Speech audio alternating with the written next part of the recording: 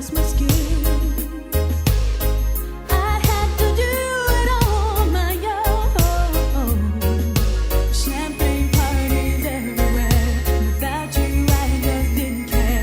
Now there's more than a Christmas tree to decorate my home, sweet home. No more blue Christmases. Now that I found you, no wonder that I thought that they were going out of style. I just had to meet you to make Christmas seem worthwhile.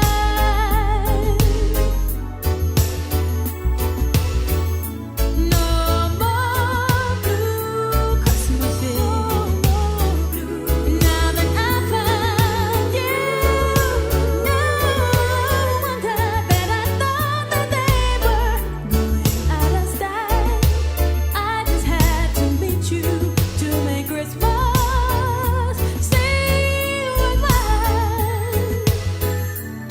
No more blue. Now that I found you, no wonder that I thought that they were going out of style. I just had to meet you to make Christmas seem worthwhile. No more blue Christmases. Now that I found you, no wonder that I thought that they were going out of style. I just had to meet you to make Christmas seem worthwhile. No more blue.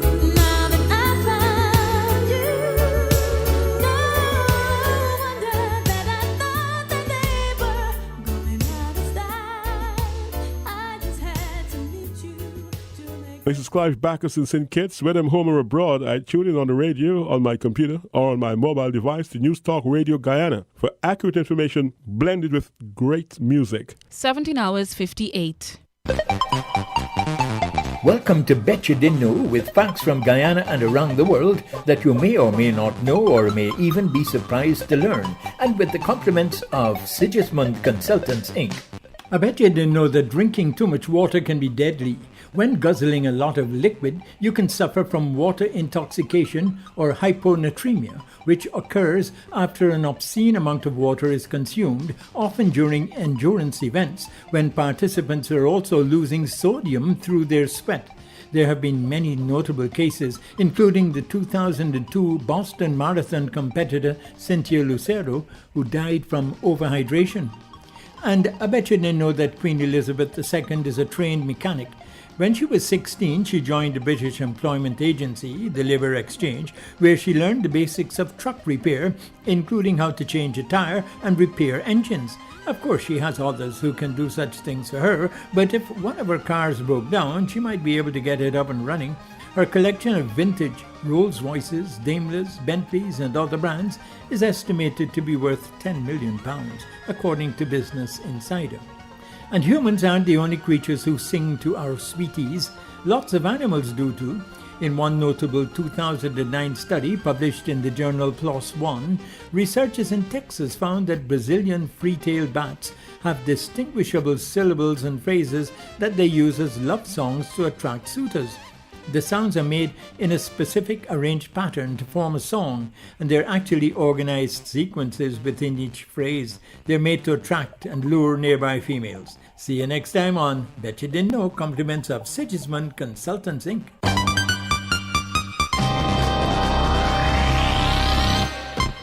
This is News Talk Radio Guyana 103.1 FM. Drink Pepsi Black from Axe Taste. No sugar. Pepsi Black time 18 hours or 6 p.m.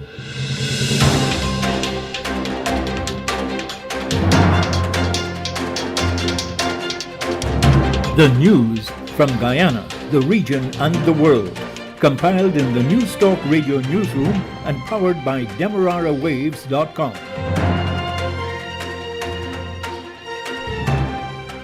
The news comes to you with the compliments of Kentucky Fried Chicken, KFC. With the news at this time, I'm Dennis Chabrol. Good evening. First, the highlights. The opposition leader has said that proposed electoral reforms by the government are haphazard and do not contain key measures. The Working People's Alliance has joined several civil groups and political parties in calling for a revisiting of the approach to electoral reforms being proposed by the governing People's Progressive Party. The Guyana Fire Service is now in charge of fire hydrants across the city of Georgetown. Only 121 are functioning. In the region, defense attorneys in Trinidad and Tobago have asked the Privy Council to overturn the decision of the local Court of Appeal to rule that automatic life sentences given to murder convicts who cannot be executed due to delays in their appeals. Internationally, a senior United States prosecutor says 2 men convicted of killing civil rights leader Malcolm X in 1965 are to have their convictions quashed. Details of these and other stories in a moment. Is it a special occasion? Are you on a budget but still want a filling and also mouth-watering meal? Look no further. KFC is here for you at 9 locations and 6 drive-thrus, including the Amazonia Mall at Providence, which now delivers from Shore Base to Little Diamond. Call 632-0533, 6080162, or 503-3591. KFC. It's finger-licking good. And now the news in detail. Opposition leader Joseph Harmon today voiced his disapproval with the system being employed to select a new chief elections officer for the Guyana Elections Commission, the amendments to the Representation of the People Act, and the subdividing of Region 4. Mr. Joseph Harmon says he's in favor of an independent arbiter to hire a new chief elections officer.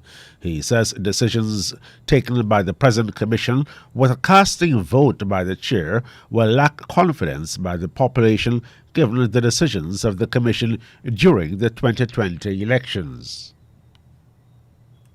Anytime it comes down to a vote in the commission, and that casting vote is to be made by the chairman, I'm saying to you, come the chairman, I'm saying to you, chairman of the Elections Commission, that the Guyanese people will have a difficulty accepting decisions in that manner.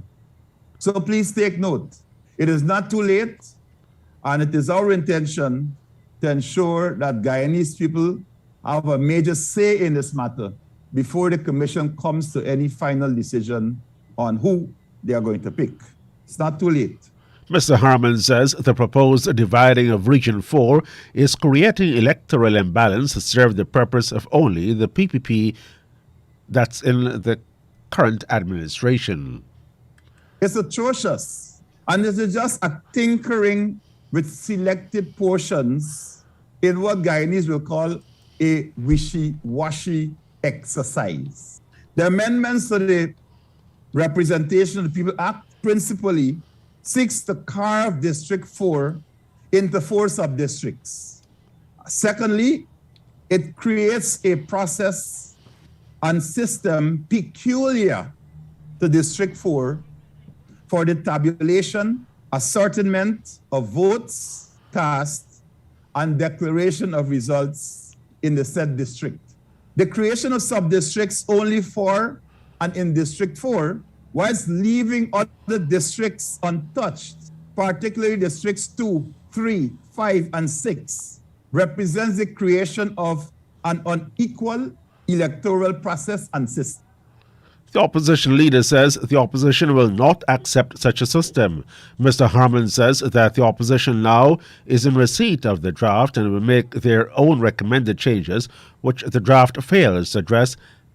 He again calls for a new voters list.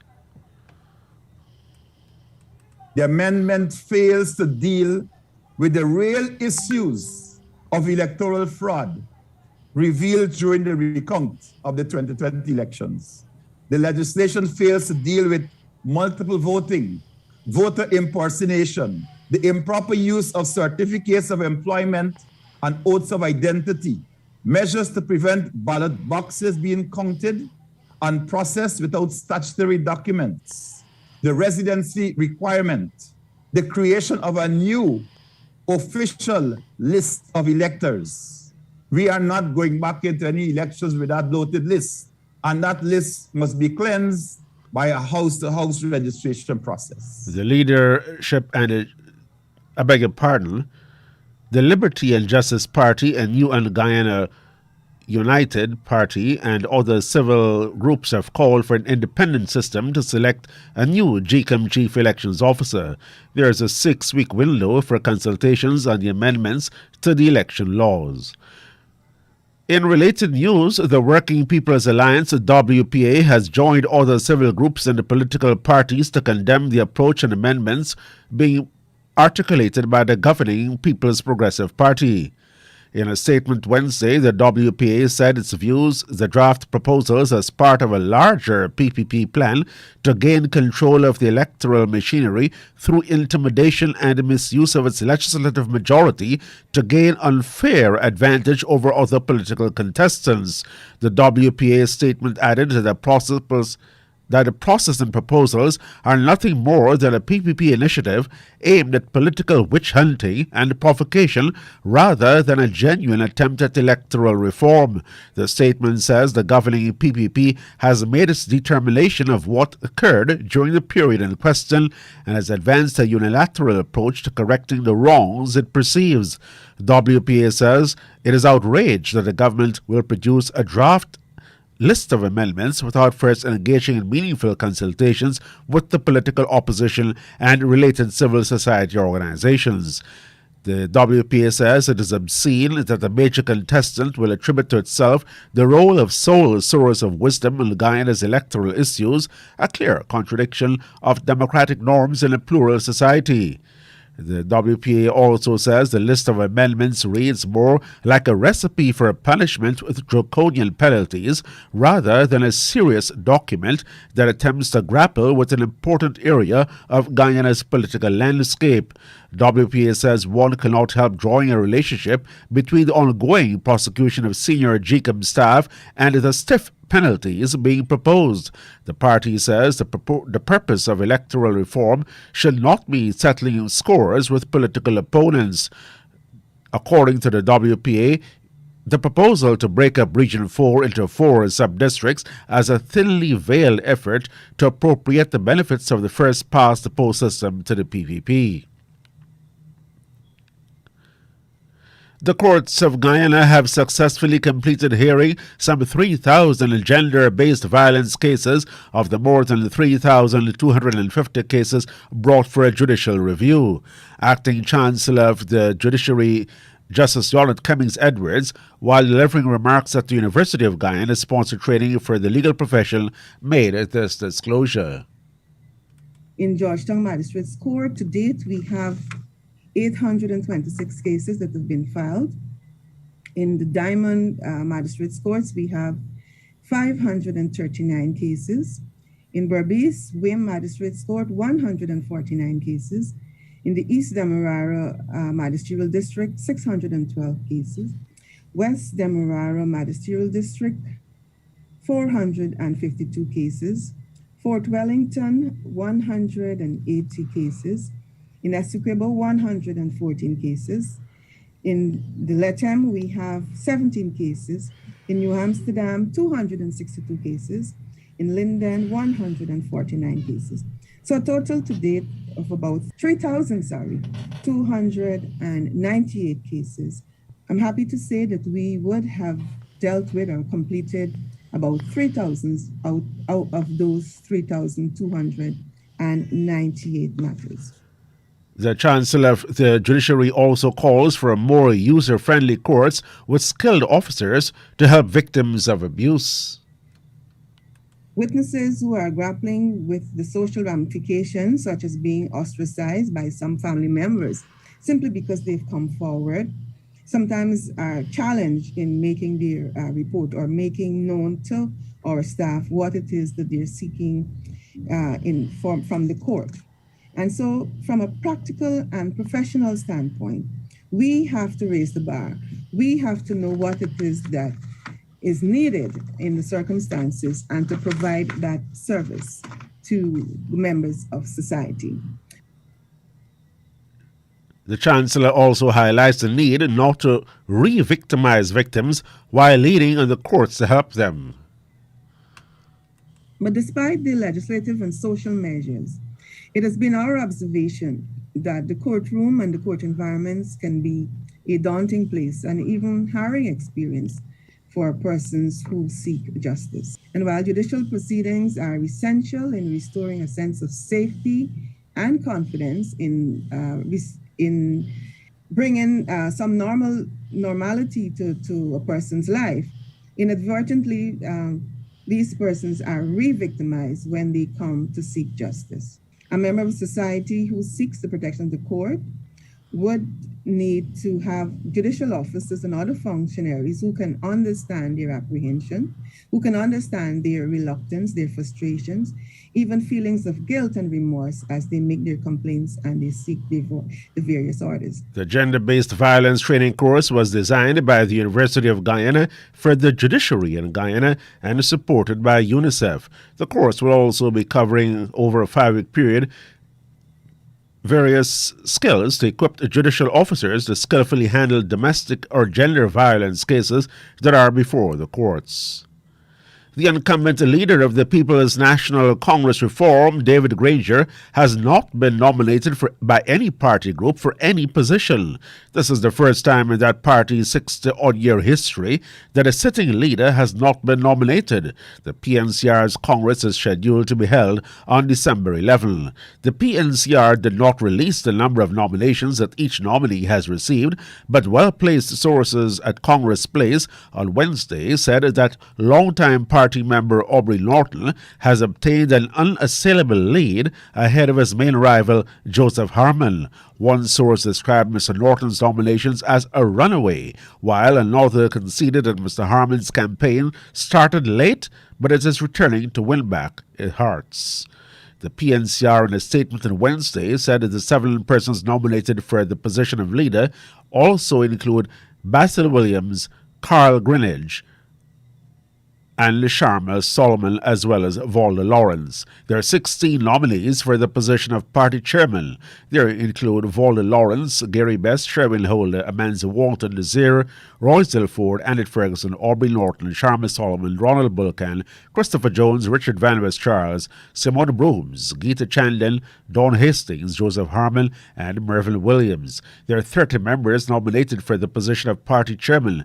They include Darren Wade, Christopher Jones, Randolph Critchlow, Ubraj Narayan, and Simona Brooms. For the position of party treasurer, there are 18 nominations. The PNCR says that all nominees will be written to and requested to indicate by a given date their acceptance of the nominations. It says failure to respond means that their names will not automatically appear on the ballot for the positions for which they have been nominated.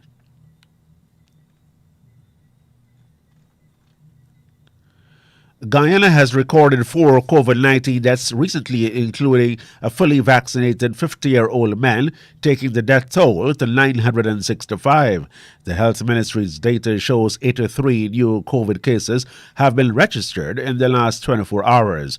There are 20 persons seriously sick in the COVID intensive care unit and an additional 56 persons being treated and 9 quarantined under observation. The data shows 1,988 persons who tested positive have been instructed to isolate themselves at home. The Guyana Fire Service GFS is now the sole custodians of fire hydrants in and around the capital city of Georgetown. In a statement from the GFS, it says that its authority and responsibility is now been given to inspect, control, maintain, and operate fire hydrants and these are in accordance with directives of President Irfan Ali. The directives by the Guyanese leader ended years of dispute between the Guyana Water Inc., the Fire Service, and City Hall about which agency is responsible for maintaining fire hydrants across the city. The Fire Service began inspecting and assessing fire hydrants across Georgetown and has found that there are 356 fire hydrants. Of that number, 121 hydrants are fully functional but are in need of maintenance, and 235 are out of order. Of the 235 that are out of order, 182 hydrants require minor repairs and 53 needed to be replaced. The Fire Service is urging members of the public to do their part to ensure fire hydrants remain operable and accessible at all times. In news from the region, the Privy Council has been asked to overturn the decision of the local Court of Appeal in Trinidad and Tobago to rule that automatic life sentences given to murder convicts who cannot be executed due to delays in their appeals were unconstitutional.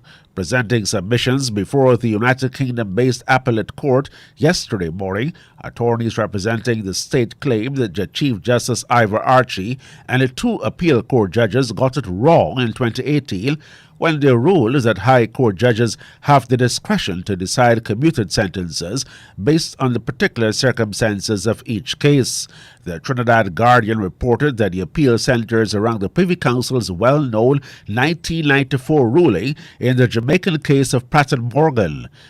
In that case, it ruled that a mandatory death penalty for murder would be cruel and inhumane punishment if it was not carried out within 5 years of conviction. The lawsuit was brought by convicted murderer Naresh Bundaram on behalf of 82 prisoners who, like him, had their mandatory death penalty commuted to life imprisonment following the legal precedent set in almost 3 decades ago. British Queen's Counsel Howard Stevens, who led the state's legal team, claimed that the Court of Appeal did not have the discretion to impose any sentence other than life imprisonment on the prisoners whose sentences have been commuted. In his submissions, attorney Mark Supersaw disagreed with the position, which he suggested limited the local court's jurisdiction to address breaches of citizens' constitutional rights through Section 14 of the Constitution. Supersaw claimed that when the Privy Council applied the life sentence in the Pratt and Morgan case, it never intended for it to apply to all the subsequent cases which benefited from the legal precedent set. The resentencing exercise has been put on hold pending the outcome of the final appeal before the Privy Council. The embattled Member of Parliament for St. Peter constituency in Antigua and Barbuda, Asset Michael, has secured an interim injunction which temporarily stops the Antigua and Barbuda Labour Party from preventing him from attending executive meetings. According to an Antigua Observer News report, the injunction also prevents the ABLP from taking any action with the aim of removing Michael from the party and any attempts to block him from functioning as the duly elected representative for St. Peter. The order added that any decision made on October 22, 2021, the date when he was told not to attend ABLP meetings, shall not take effect while the injunction is in place. The ABLP executive is also restrained from recognizing another constituency branch executive for St. Peter without the knowledge or participation of Michael, who is a sitting parliamentarian for the constituency. The draft order dated November 12 was filed against ABLP General Secretary Mary Claire Hurst, Party Chairman E.P. Chet Green, and political leader Gaston Brown. Justice Dan Drysdale outlined that the interim injunction may be terminated after the hearing of the substantive case scheduled for December 8, unless it is extended by the court. The relationship between the embattled parliamentarian and the party's executive has been rocky for quite some time.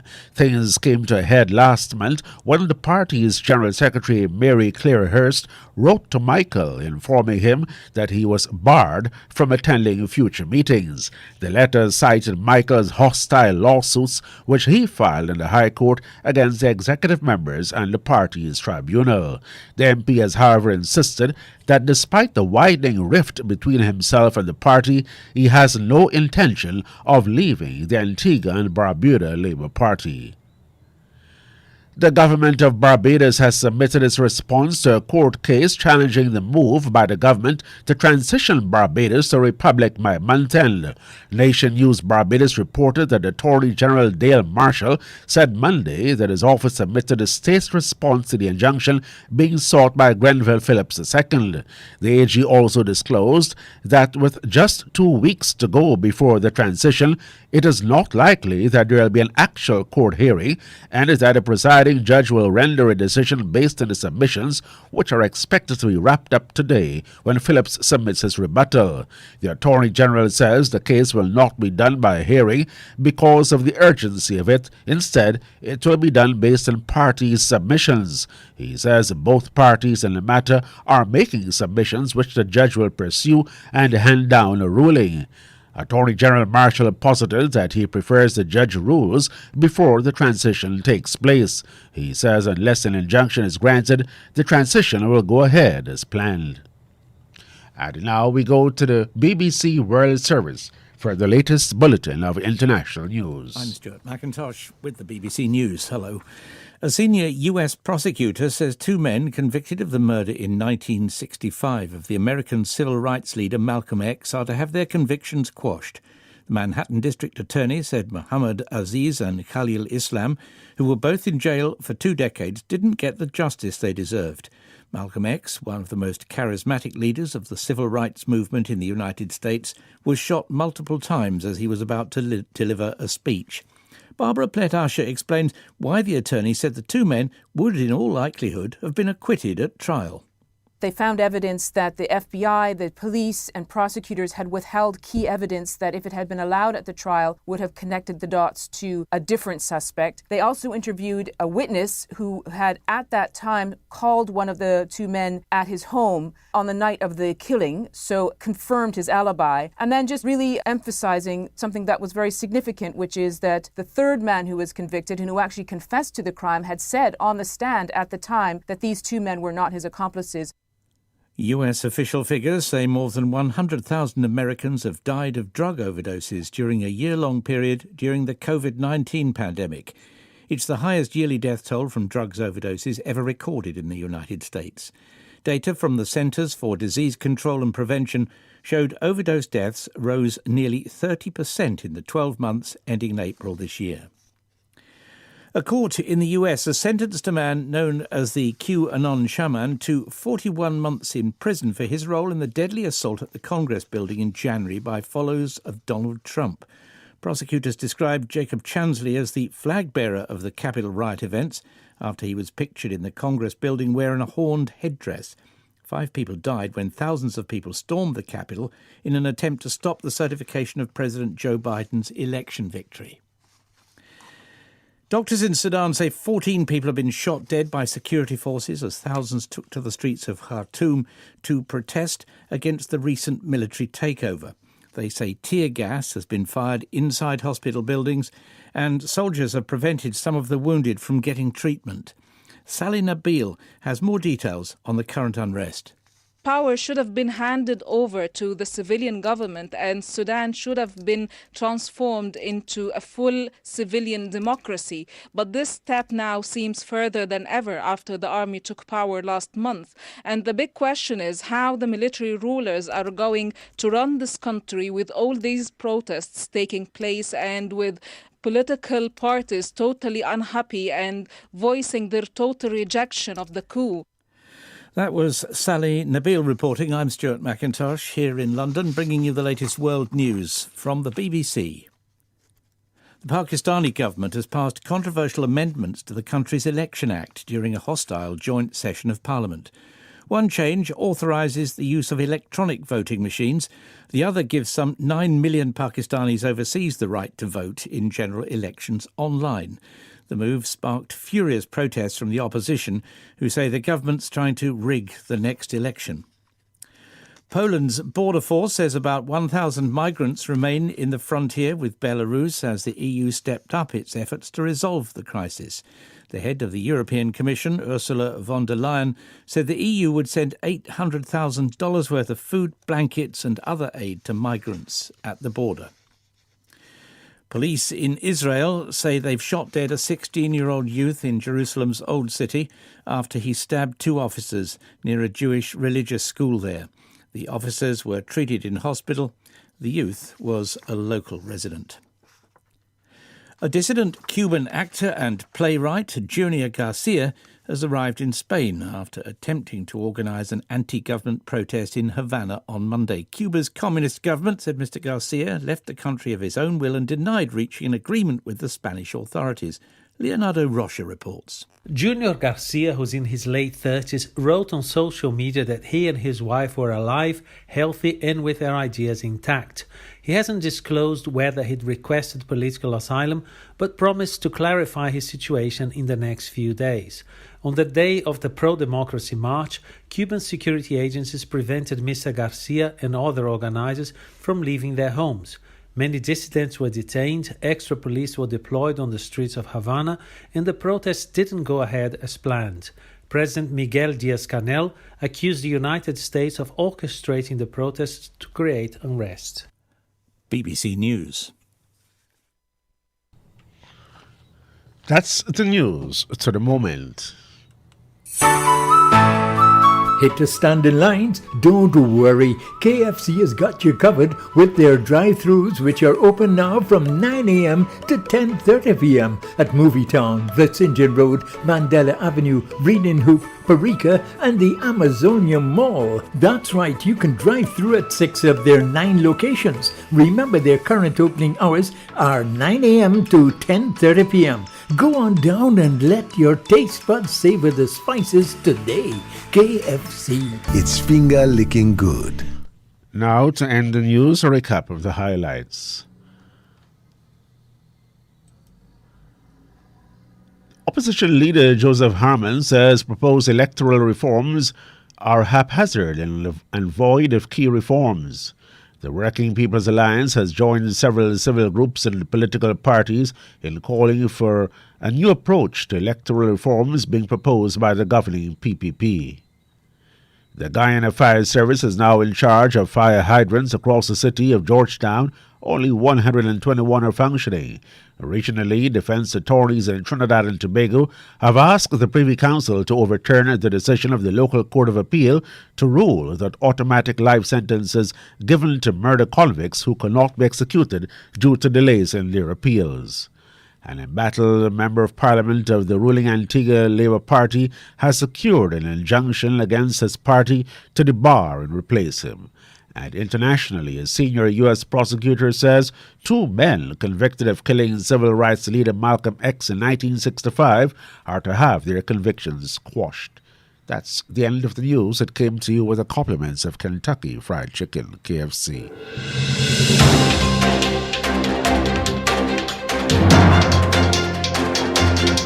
This has been the news, compiled in the News Talk Radio Newsroom. For ongoing updates, visit demerarawaves.com, and you can check facebook.com/demwaves and twitter.com/demwaves.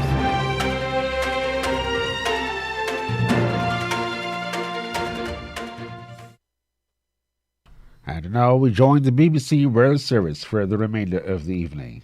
To retirement from the sport. Now, her biggest success came in the doubles, winning 12 Grand Slam titles, including a calendar Grand Slam. She was also the winner of the US Open in singles. And finally, news that South Africa's Director of Rugby, Rassie Erasmus, has been banned from all rugby activity for 2 months for making an hour-long video where he criticised match officials. He made the recording back after the July defeat in the first test against the visiting British and Irish Lions. And that's where we end this edition of World Sport from the BBC.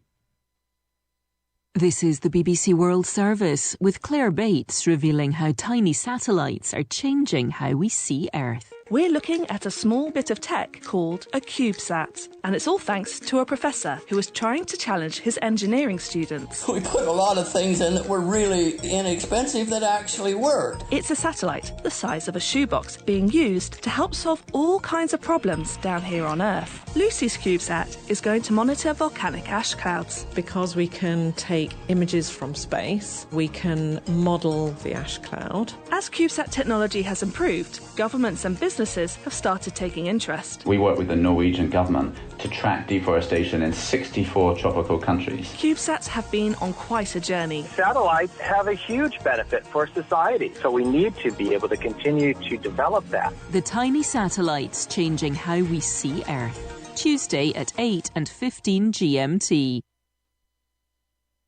Hello, welcome to the BBC's World Business Report. In today's programme, General Motors' $2 billion green gamble. We'll hear about their new Factory Zero in Detroit, visited today by President Biden as part of a new administration drive towards a transition to electric vehicles. Will it ring bells with the public? Also today, prices are rising everywhere, but in Spain, costs are hitting 30-year highs. How transitory is this much higher than normal inflation likely to be? BBC News with Stuart McIntosh. A senior US prosecutor says two men convicted of the murder in 1965 of the American civil rights leader Malcolm X are to have their convictions quashed. The Manhattan District Attorney said Muhammad Aziz and Khalil Islam, who spent decades in prison for the killing, didn't get the justice they deserved. A court in the US has sentenced a